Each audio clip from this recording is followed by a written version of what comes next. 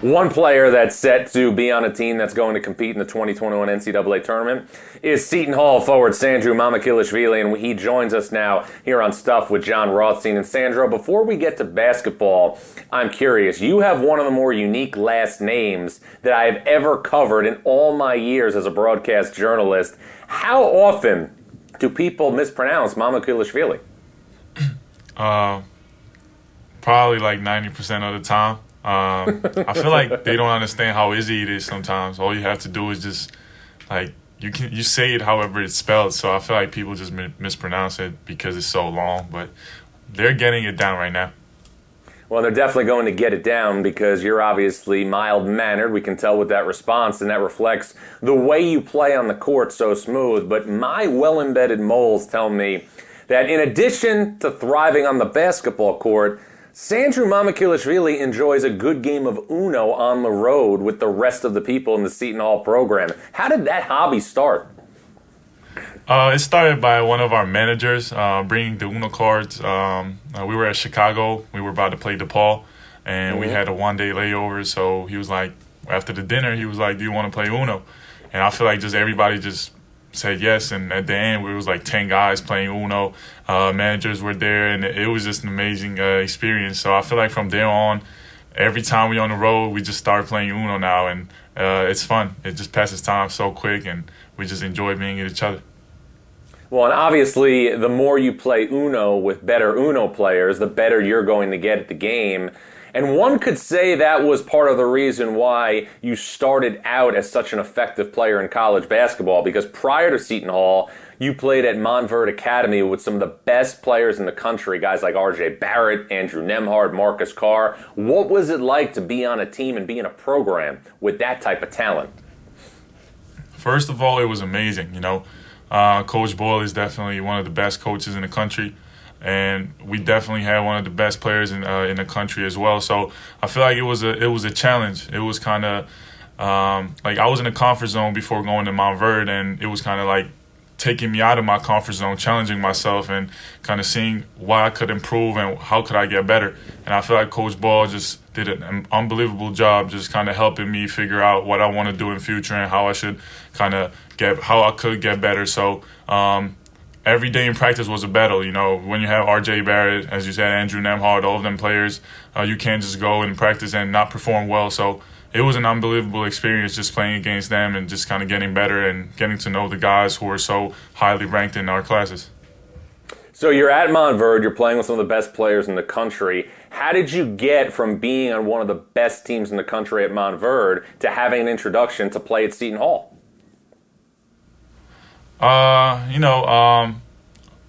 First of all, when I came to States for the first time, I came to New Jersey, so I just got a little familiar with this place. Didn't know much about Seton Hall, but as you know, Coach Boyle went to Seton Hall, and Grant Billmeyer did an amazing job just kind of recruiting me and getting me familiar with Seton Hall University. So I feel like slowly I just fell in love with the place and with the players, with the staff. So I feel like at the end of the year, it was one of my top choices. So just knowing Coach Ball, he talked really highly of Seton Hall, and just knowing how good of a coach Kevin Willard is, it was an easy decision at the end, definitely. Well, and obviously the decision has paid off. Seton Hall was one of the top teams in the country last year. You're in position again to make the NCAA tournament, be a very tough out in the field. I'm curious, though, last season everything aligned for Seton Hall to have a big run in the NCAA tournament. Obviously, the NCAA tournament never happened last year due to COVID-19. What was it like when you and your teammates found out that there wasn't going to be an NCAA tournament? It's a rough day to go back, definitely. It was really sad. We were getting ready to play our first game at the Big East tournament, and out of nowhere we just got text, pack your stuffs, we have to leave. And I feel like at first, I feel like it was so shocking that everybody's like kind of like, do we really have to go? Like, are they playing with us? What's going on? And I feel like once we were on the bus and we just saw coaches' faces and just we realized like, oh, everything is over. At the same time, we did realize that, Corona is a really big deal, so it was a smart decision. But, we practiced and played so hard for that moment. It was a really big disappointment, and It definitely sucked to be in that position. Now, it was a disappointment, obviously, that you couldn't play in the NCAA tournament last year, but it was a blessing that you got to spend part of your career playing with a guy like Myles Powell. What are the biggest things that you took from Myles Powell, just being around somebody like that each and every day? There is not one thing you could take from Myles Powell. There are many things you could take from Myles Powell, and definitely the first thing I would say is his passion for the game. Even if the game was not going how he wanted to, you knew that he would come out and just put 100% on the court, and his emotions were so raw. Like every time you would see him play, you would see how full of emotions his game was. So definitely the first thing I learned from him was just how to play with my emotions and how to play hard. He was a great leader as well. Always knew how to talk to you on and off the court, which I learned, and I'm trying to kind of put that in my game. Just being a leader, I want to be example for the young guys, and definitely how to have a confidence. He was an unbelievable player with such a confident player. So I definitely learned how to just kind of take that confidence and put it in my game, even though if something is not going my way, just stay confident, just ball out. Well, Myles obviously has moved on from Seton Hall, and you have now taken over the focal point of the program as being the primary threat on each and every possession for Seton Hall. What have been the biggest keys in your development to becoming the player that you are this year versus last year? I feel like it was a smooth transition. First of all, like last year, as you know, I got injured and I kind of missed 2 months of the season. But I feel like just hard work. As you know, as the people know, I went off campus during the summer. I went to Pennsylvania and I just worked out there every day. Worked on everything.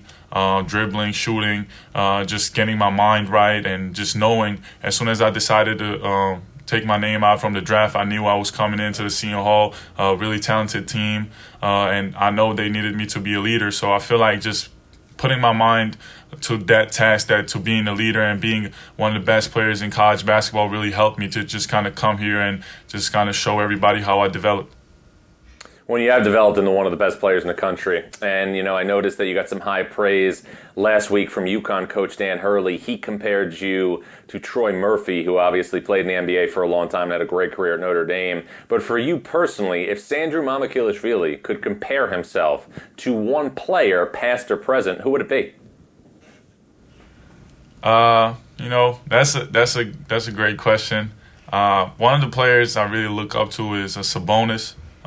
He's an amazing player, having a great NBA career. Definitely, I love Lamar Odom, how he played. He was a lefty as well. And my favorite player, Tony Kukoc. So I was trying to kind of mirror their game and kind of study their film. So, I'm trying to get everything from a little bit of everybody and just kind of interpreting my game. Well, and obviously to flourish the way you flourished in basketball, you have to be coached by a pretty good coach. What are the biggest things, though, about Kevin Willard that not a lot of people know about, but he shows you each and every day? Definitely hard work and dedication. I don't remember the last practice he missed or the last time he didn't have an answer to my question. Definitely a guy you can trust. And the best part about Coach Willard is every time I have a bad game, I can call him straight after the game, or I can come in early in the office. He comes every day at 6 a.m. and we can have a full heart-to-heart conversation, and he kind of gives you a pat in the back and tells you, like, everything's going to be okay. Just keep playing your game. I believe in you. And I feel like for a player, just having a coach who trusts you like that and gives you that much of a confidence, it just makes your things easy on the court. And when I go out there, I just know every time I look back at my shoulder, I can have a guy who has my back. So definitely a guy who comes in every day and gives you his best, and that's why we go out there and give him our best every day. Well, and obviously you've had a lot of talks recently because you had 2 big wins last week. Prior to that, though, you guys lost a very tough game on the road at Villanova, and then you came back home to Newark and lost home games back-to-back to Creighton and Villanova. What was the dialogue like within your locker room after those losses at home? First Villanova and Creighton like all 3 games we really played hard, and it just didn't go our way. First of all, the main aspect of our talks were how to kind of handle other teams' runs. Creighton had a great run at in the second half at the end of the game, and how to kind of defend better. We knew we had major errors defensively, and we had to really lock in and kind of play better defense. So I feel like the main aspect of our talks were how to be a better defending team and a better rebounding team. And I feel like from there on, watch film. And we watched a lot of film after those games and kind of saw what we did wrong. So going into the next week with Providence and UConn, we just knew from the jump we had to lock in. We had to play better defense and bring more intensity to the game. And we knew with UConn we had to out-rebound them or box them out every time because they're such a great rebounding team. So definitely we kind of scouted the teams great, and we knew we had our back against the wall, and we came out and fought. Yeah, you answered the bell with 2 big wins. So, okay, so aside from being obviously at a different level defensively, what are the biggest keys for Seton Hall between now and Selection Sunday to continue to be a better team and a team that nobody wants to play during the NCAA tournament? First and foremost, definitely we have older guys on the team. I feel like we all had to come together and kind of realize that we only have few games left, and we just got to keep fighting. And whatever happens, we can't control. Only thing we can control is every day, what we do every day on the court and how we come out and what mindset we're going to have. So I feel like we just got to understand that team wins the game and not individuals. So I feel like as long as we come out there and just play together, we know everything going to take care of itself. So I feel like the main aspect is to stay together, stay hungry, and just try to make it to the March Madness as far as we can. Well, you mentioned an interesting term there. You said stay hungry. And from the people that I talk to in Seton Hall's program, they tell me that if Sandro Mamukelashvili is hungry, he wants to go to one place, and that's Chama Mama in the city. If you had to get something at Chama Mama, what would be on the menu? To be honest, I love eating Chama Mama. I just can't go there and order the whole menu. But definitely one thing I would order is khachapuri. It's a cheese bread, amazing cheese bread, and I would also probably eat padrijani. That's like eggplant. Okay. That's my favorite meal out there. So definitely those 2 are go-tos, and then everything else is gonna come by itself. They know what I love, and I feel like every time I go there, I just come home with a lot of bags of food. So I just love the place. All right, well, final thing, Sandro. You obviously gave a nice plug there to Chama Mama, but food is obviously a big part of this show. It's a big part of my life. Aside from Chama Mama, if Sandro Mamukelashvili could have one meal, one place, where would it be, and what would it be? That's a tough question right there. I think I lived in Italy, so I'm really used to Italian food besides Georgian food. So I would definitely go with spaghetti alla carbonara. That's my favorite type of spaghetti. So definitely I would just go to some great Italian place, hopefully in the city, and just kind of order that, and that would be my meal. Now, I got to ask you this. I was supposed to go to Italy last summer for my honeymoon. Obviously, I couldn't go because of COVID. Is the Italian food in Italy that much better than the Italian food in New York?